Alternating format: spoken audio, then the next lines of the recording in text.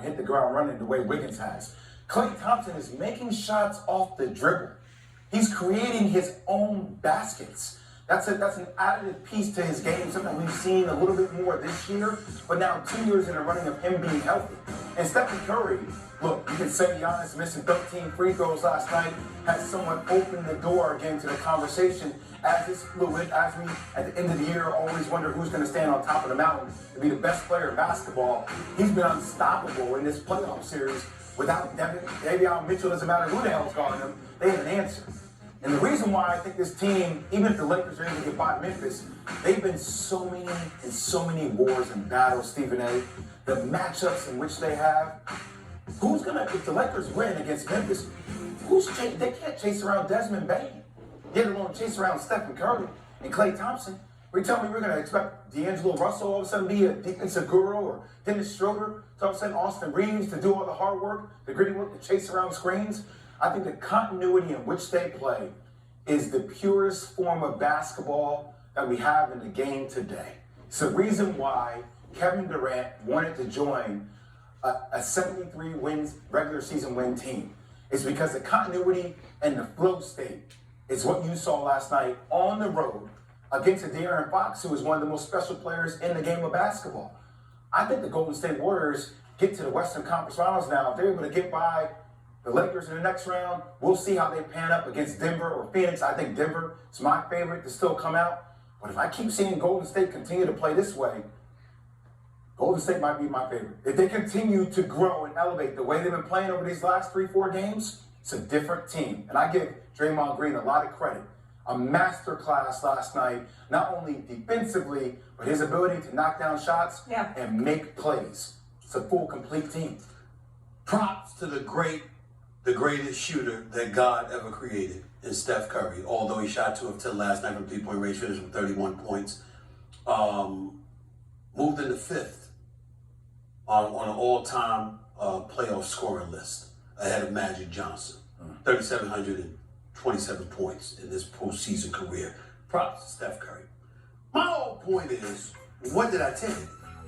You understand? I got Golden State winning this series. I started off last year talking about how Golden State gonna go back to the finals. Okay, I'm picking them to repeat. I expected more from Wiseman. Didn't expect everything to happen and then end up being traded and all of this other stuff. Different story for another day. Okay? We understand their road woes and how they only won 11 and 30 in a row. We get all that. But when it specifically as it pertains to this series with Sacramento, what happened last night is the reason I picked the Warriors to win this series to start. Because I said at some point in time, the experience is going to come and it only needs one.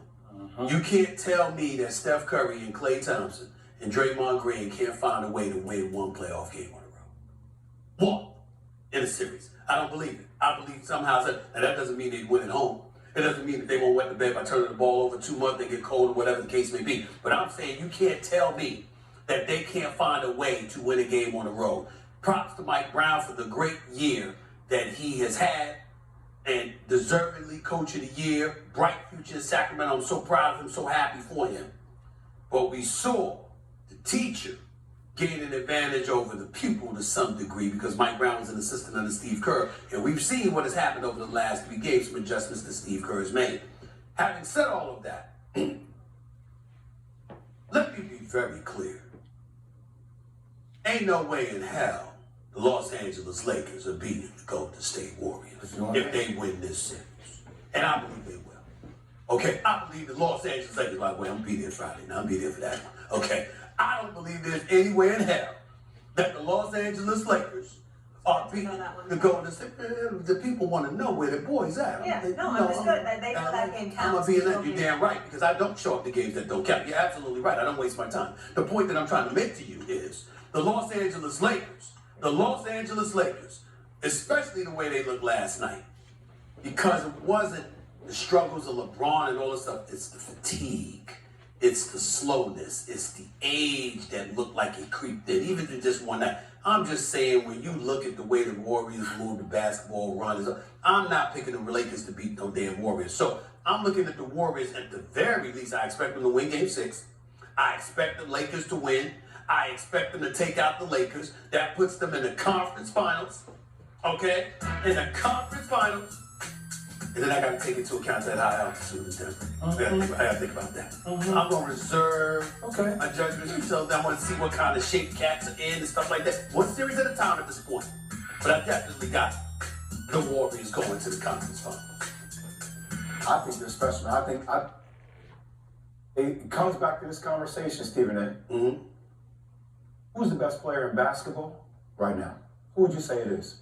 Oh my God, that's so hard right now. You know, I mean, to me, when I'm always saying to you, when healthy, I think Kevin Durant is the best in the world. I've been saying that for years. I still feel that way. See, because what's hard, even watching Devin Booker be more aggressive. Devin Booker, he's been that one. He's so special. He called it spiritual, right? So I'm looking at that. And I'm saying, okay, I watched Giannis last night, who was my best player in basketball, but then you missed 13 free throws. Can you give me some credit? You don't want the ball. I know you don't want to give me credit. I know you don't want to give me credit. How many times, and I love Giannis. And I love Giannis. I love Giannis. But how many years I've been telling y'all? I've been telling y'all for years. I'm not labeling the dude the best player in the world that is questionable at the free throw line and questionable with perimeter shooting. I said those two things. I can't just give him the ball and tell him to take me there when those two are question marks. You know, lower back contusion. No. He dropped 38 and 20. I don't want to hear about a back contusion. He had 38 and 20. Yeah, okay. Beast of the game. Beast of the game. He had 38 and 20. Okay, he had a back injury. So we're I'm talking more so about a jump ball, the hot pocket, instead of wanting to own the ball. You can't. The free throw line. Did you see? Look, did you see how fast he gave up that ball? I like it, man. I mean, did you see that? I mean, that was hot potato right there. He didn't want no parts of it because he was struggling with the free throw line. And he didn't want to get fouled because they was obviously in a position to get fouled. He didn't want to get fouled. It reminded me of Chris Webber giving up that ball in 2001 when Mike Bibby got it from him with the Lakers. When he was in Sacramento and the Lakers in the Western Conference Finals. He didn't want that ball at that moment, as great as Chris Webber was. I'm just saying, that's what Giannis reminded me of with that one play last night.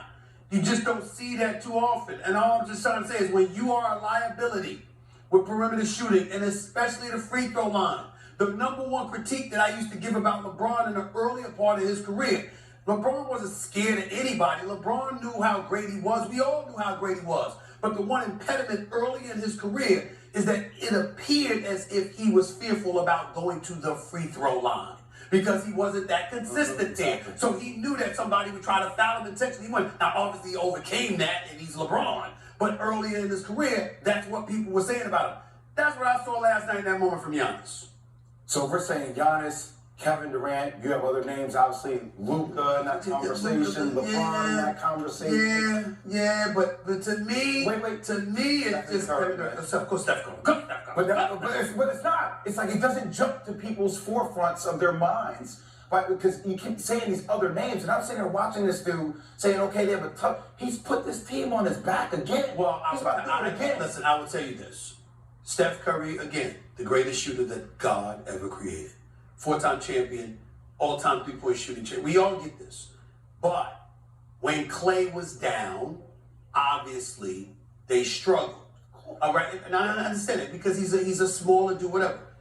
When anybody's down but KD on the court, when anybody's down but LeBron is on the court, it's just a different animal. Pre-injury or post-injury? Because which version of KD? I'm just saying when KD, I'm talking about both. When KD came back from his injury, I recall the Nets going on an 18-2 run, winning 18 games out of 20 games. I recall Kevin Durant winning 25-27 in the last games he had played coming into the postseason. I recall him being undefeated in the regular season.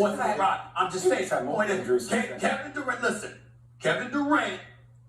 We can say what we want about it. I don't care about point-game averages and all of this other stuff. Kevin Durant, when healthy. I'm not saying he's not special. I just don't know anybody better. I think I do. I think it's Stephen Curry. Okay. No, I'm not saying the package is more complete now. I'm saying the gravity that comes along with it and the mindset. I don't know how you can say that when they won back-to-back championships and would have won 3 in a row, and everybody knew that even though Kevin Durant was on the same team as Steph Curry and Klay Thompson, that Kevin Durant was the best player on the team. Fair point. How many years ago was that?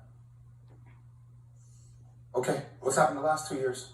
Well, he was injured. You just said he was injured. But that's what I'm saying. Right. That's my point. What's that been doing the last 2 years? To be continued. Jay will be here also.